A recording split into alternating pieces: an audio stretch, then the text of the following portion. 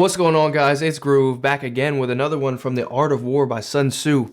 In today's video, we're going to be going over Chapter 3, Attack by Stratagem. And if you haven't done so far, go ahead and hit that like and subscribe, or at least just a like. That's cool. You know, you don't got to subscribe. Be cool if you did, though. All right, let's get into this. The best thing of all is to take the enemy's country whole and intact. To shatter and destroy is not so good. So too is it better to recapture the army entire than to destroy it.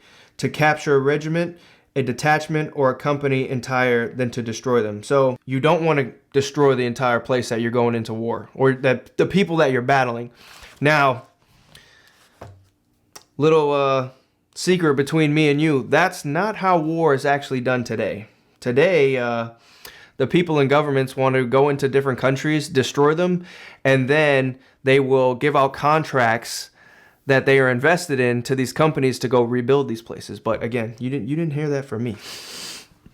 All right, let's keep it going. Hence, to fight and conquer all in your battles is not supreme excellence. Supreme excellence consists in breaking the enemy's resistance without fighting. Thus, the highest form of generalship is to balk the enemy's plans. The next best is to prevent the junction of the enemy's forces, and the next in order is to attack the enemy's army in a field. And the worst policy of all is to besiege the walled cities. Now, again, this is his number one thing, and he's seen so many battles, so many dynasties going to war with each other, and his number one goal for excellence when it comes to war is winning war without actually fighting. The rule is not to besiege walled cities if it can be possibly avoided. The preparations of mantles, movable shelters, the various implementations of war will take up to 3 whole months, and piling up the mounds over against the walls will take another 3 more months. You know, when I'm thinking about this, I think about all of the old movies that we see about, especially in the medieval times, when there's always a movie about war. They're always like trying to take over, you know, a walled city, and they're always like catapulting, you know, rocks into the walls and trying to take it down. And he's like, this is the worst way to do the damn thing. Like, it looks good in movies, but he's like, this is the worst way to do war. The general, unable to control his irritation, will launch his men into the assault like swarming ants, with the results that 1/3 of his men are slain, while the town still remains untaken. Such are disastrous efforts of a siege. Again, he's telling you right here and now, like, if you do this, you're going to lose a lot of men. Like, and you don't want to do that. That's silly. Therefore, the skillful leader subdues the enemy's troops without any fighting. He captures their cities without laying siege to them. He overthrows their kingdom without lengthy operations in the field. With his forces intact, he will dispute the mastery of the empire. And thus, without losing a man, his triumph will be complete.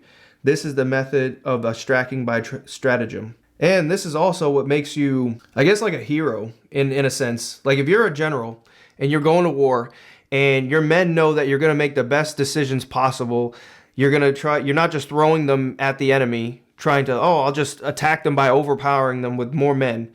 They'll want to fight for you more. They want to fight for you harder. They will like you more. And then so will the state as well. It is the rule of war. If our forces are 10 to the enemy's 1, surround him. If 5 to 1, attack him. If twice as numerous, to divide our army into 2. If equally matched, we can offer battle. If slightly inferior in numbers, we can avoid the enemy. If quite unequal in every way, we can flee from him. There are 3 ways in which a ruler can bring misfortune upon his army: by commanding the army to advance or to retreat, being ignorant of the fact that it cannot obey.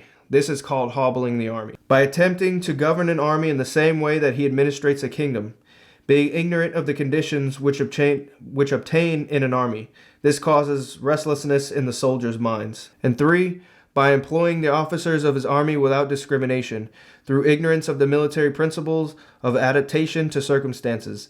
This shakes the confidence of the soldiers. So the first one is, again, you got to know when to advance or when to retreat. If you're trying to tell your people to retreat and they can't, that's dumb. Don't govern the army the same way you administer a kingdom. You have to understand the principles of going to war. And the same with employing officers who do the same thing. If you are employing officers who don't understand these strategies of war, you're going to shake the confidence of your soldiers. Thus, we may know that there are 5 essentials for victory. He will win who knows when to fight and when not to fight. He will win who knows how to handle both superior and inferior forces. He will win whose army is animated by the same spirit throughout all ranks. He will win who has prepared himself, waits to take on the enemy unprepared. Hence the saying, if you do not know the enemy and know yourself, you need not fear the results of 100 battles.